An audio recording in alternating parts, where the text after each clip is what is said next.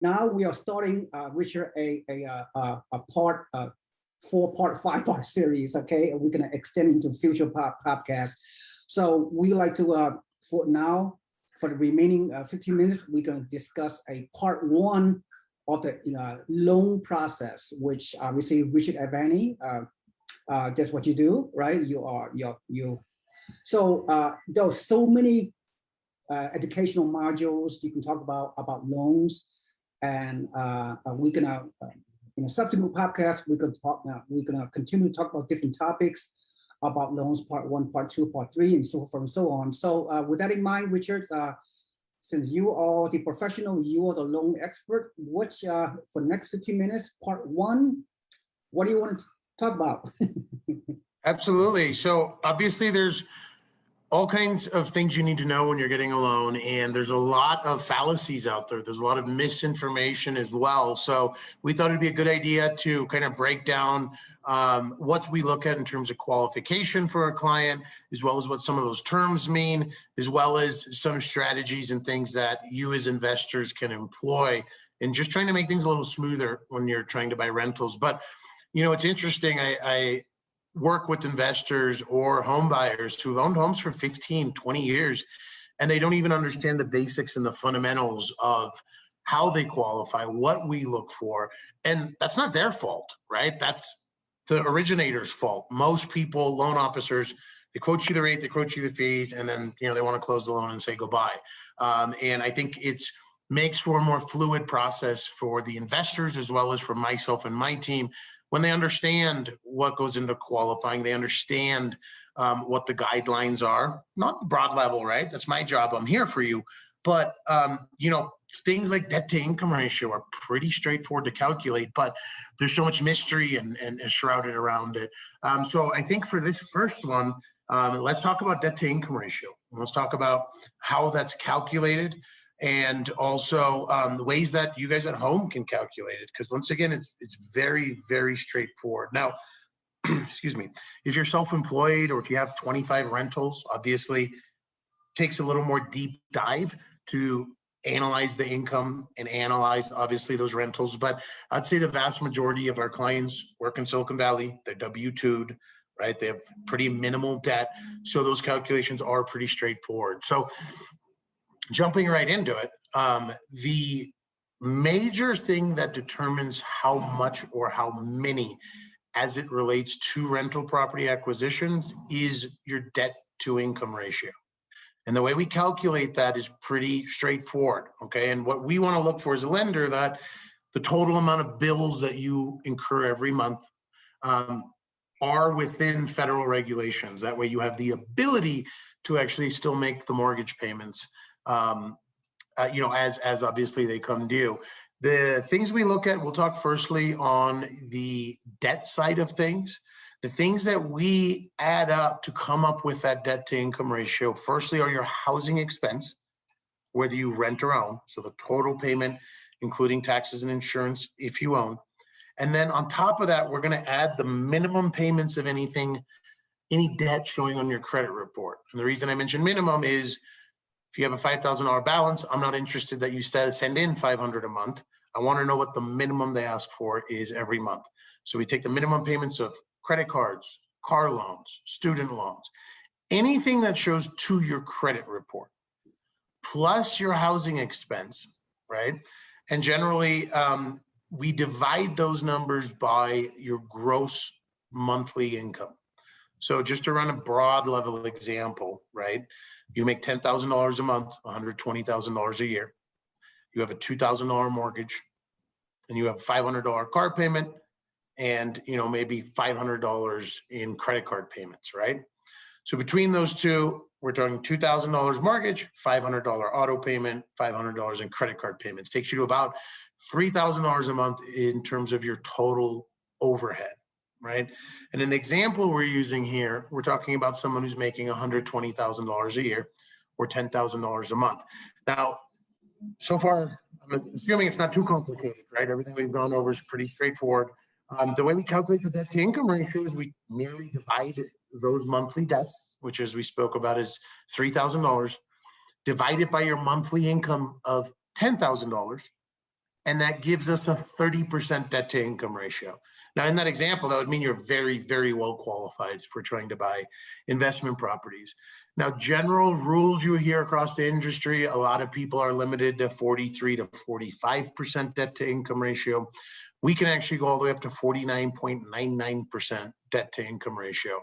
And what's even more amazing on that is if you do own a primary home currently, because one thing we didn't cover, I'm sure you guys are wondering, well, where does the proposed purchase come into play, right? Where does the proposed payment for that rental property fit into the debt to income ratio? And if you own a primary home, on the new purchase acquisition, on that new rental you're going to buy, we can actually use projected or anticipated rental income on the property, even if it's not rented out. And basically the appraiser will go out, he'll do a rent survey in addition to the property valuation, determine what usable rents are in that area. And Fannie Mae and Freddie Mac allow us to take 75% of those projected rents to help offset your monthly payment on that mortgage. Now, more often than not with the properties that we're dealing with, that will result in that rent covering what that proposed mortgage payment is, which means for your debt to income ratio, it's merely going to be what we calculated, your personal debt divided by your personal income. And this proposed rental property obviously is going to be in a position where it covers itself. So that's a pretty basic debt to income ratio calculation, figures and calculations on how it works. As you guys can see, it's pretty straightforward. Obviously, it's a little more complicated if you are self-employed, but the beauty of this is I'm sure a lot of you guys heard, is you don't need to make lots of money to buy real estate, right? You just have to have a low debt load. You could make $4,000 a month or $2,000 a month. You could live rent-free at your parents' house, right? Let's say you're, just graduated college, you got a part-time job or full-time job making, a moderate income, $3,000, $4,000 a month. Well, if you live rent-free, right, and you don't have tons of bills, someone like you with that nominal income can go out and buy a rental property. Or if you're a spouse and you work part-time because you're handling the house and you're making $25,000 a year as a part-time teacher, guess what? You can also potentially qualify to buy rental properties as well. So, the takeaway, besides learning how to calculate the debt to income ratio, is really that, the goal for an investor is you don't need to make hundreds and hundreds of thousands of dollars to make real estate wealth. You just need to manage your bottom line and your debt load in relation to your income. That way you leave enough room in your debt to income ratio to be able to go buy rental properties through SeeWing and myself, obviously for the financing end. So, if you have spouses, if you have children that are working, I know in a lot of areas right now, even if you're making $80,000 to $100,000 a year, you can't even buy a house, right? And I know a lot of us know people in those situations. And unfortunately, most people I know in those situations choose to take the sidelines and say, wait for the market to correct. Well, you don't need to take the sidelines. Continue renting, go buy some rental properties instead, so you can still take part in some of this historic growth and also deploy some of that capital. Plus, it's for savings, right? If you're 25 and you're making $85,000 a year and you have $1,500 a month in rent, what are you doing with your money? Odds are you're not saving or investing it. You buy a rental, it's for savings. And once again, debt to income ratio is really the key to buying rentals. So keep your debt low. And if you're under that 50% mark from the calculations we ran and you've been hesitant about buying real estate because you didn't know if you'd qualify, give me a call because odds are you probably will. Richard, well said. I mean, it's amazing. I mean, lending is just still people need to be educated. And there's so many people, even highly educated people, even highly intelligent people, they don't understand the intricacies of doing loans. You'd be surprised. So they need some handholding, they need some education. So, and you are the person that can help. Oh, by the way, my investor database over the years, several thousand members, and I work with all my investors. And believe it or not, most of my investors live in Silicon Valley, lived in San Jose, live in the San Francisco Bay Area. Believe it or not, one-third of the investors that have purchased investment properties from my network over the years, they do not own a principal home in the Bay Area. And they're making 100 grand, 200 grand salary per year. So just go to show you, you don't have to buy your principal home first in order to buy investment properties, because in the Bay Area, the prices are so expensive. Many people decide rent for the time being. But well, it's a financial decision. Like you said, I have a client that rents in the Bay Area that has 47 rental properties. 47 rental. He has loans on most of them, but he rents his primary home because he's like, I'm paying $1,800 a month in rent. It costs me $7,000 or $8,000 minimum to be able to buy a house. It's not a good financial decision for me. So, yeah. Well, one last example. I mean, from time to time, you and I hear in the news, media, whatever, San Francisco Bay Area, people paying all cash for $2 million of a house here in the Bay Area, 1,800 square foot, built in 1950, a cookie cutter house, paying all cash. I mean, I don't know the specifics of that person, but I would not pay all cash. Even if I have the all cash to pay $2 million, I would spread my money. I would get financing for 10 to 20% down to buy a principal home, and the remaining $1.5 million I'll do financing. I will go through you to get 20 loans, 20% down to buy 40 properties, and I could retire in a few months from the cash flow, using those, making smart money with those cash instead of dumping all cash offers. So, people who are very arrogant, thinking, oh, I'm going to buy all cash for my principal home here in Bay Area, wherever. They have a short term.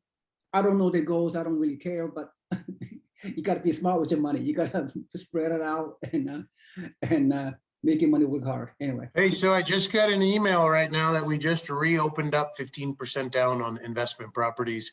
We stopped it with the pandemic, or really with the Fannie announcement that 7% Treasury cap in March. So us, as well as 99% of the lenders out there, stopped 15% down. We just brought it back, FYI, guys. So 15% down investment purchases are back here at Supreme Lending with me. One caveat, right? People need to know. Some of you are thinking, okay, since it's less than 20% down to get a loan for investors, the 50% down, don't you have to pay PMI, private mortgage insurance? And my quick answer before your technical answer is that depending on what kind of property you buy. If you buy a Buffalo property for $60,000 or $70,000, the PMI monthly is only $20, $30. No big deal. So do 15% down, right? So yeah, tell me about the small PMI. Yeah, I mean, you hit the nail on the head. On a $50,000 or $60,000 property, you're talking about 20, 25 bucks a month. At the end of the day, like, don't be afraid of PMI just because PMI, oh no, PMI, right? Run the numbers. If the return's the same or better, and you save putting 5% out of your pocket down that you can instead, deploy to another property, it's a good decision. I have a lot of people like, oh no, I don't want PMI. My parents told me PMI is evil. Well, when your parents were getting loans, PMI was $800 a month, right? Now it's pennies. It's not the evil that it used to be. Now it's almost a tool. So yeah, don't be afraid of PMI. Crunch the numbers. We'll crunch them together.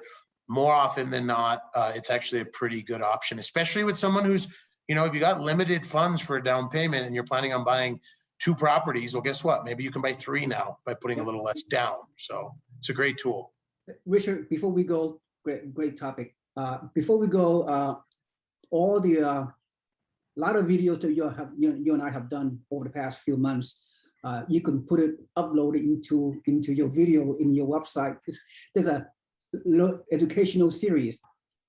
Furthermore, when I sent you an investor, or any of your referral sources send you investors to get financing, hey, send them the few videos that they need to learn upfront before your actual consultation call a few days later, right? So they can watch a couple of videos here and there.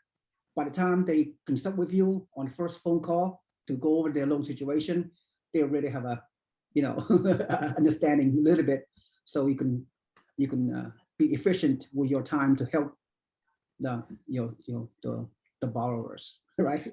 Agreed.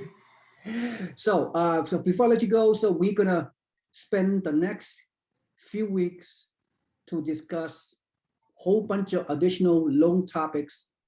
Can't wait. There's so many aspects of lending that people need to know. Furthermore, Richard and I did a podcast a few months ago that real estate debt will make you rich. Real estate debt is the mortgage, right? I mean, the ability to financing, to leverage your wealth, you strategically using investment loans by putting, there's no other investment asset class that like real estate that allow you to only put up 15% of the money to buy 100% of an asset class, real estate, physical asset, 15, 20, 25% down payment. So yeah.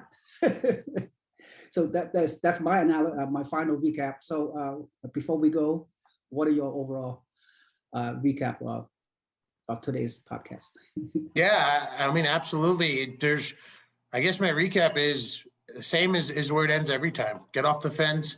There are products and properties out there for every type of investor. And, feel free to utilize the resources around you, myself included, SeeWing, obviously all the videos we do. But do your diligence, do your research. I don't think the market's going to cool off at any time. You're not going to be able to buy these $300,000 properties at $250,000 or even $280,000 next year. And lastly, a lot of people put the brakes on 3 years ago, saying, "Hey, the market's peaked out, and I'm not trying to buy anything else." And the growth we've seen in the last 3 years, especially out of state, has been astounding. Those people lost out on 30, 40% appreciation returns in almost every market or any market across the country. So don't let that be you. Once again, when people ask me, well, 3 years from now, if the market corrects a little and property values drop, like what happens then? Well, dollar cost average, double down, buy more. Well, Richard, I couldn't have said better. Yep, that's right. It's never a wrong time to buy real estate and wait instead of wait to buy real estate. With that in mind, thank you so much for your time. We can have a lot more lending podcast topics to discuss for the foreseeable future. And thanks everyone for listening. Thank you, Richard.advani from Supreme Lending. This is SeeWing Yee from the Yee Real Estate Network. Have a blessed day. Thank you so much.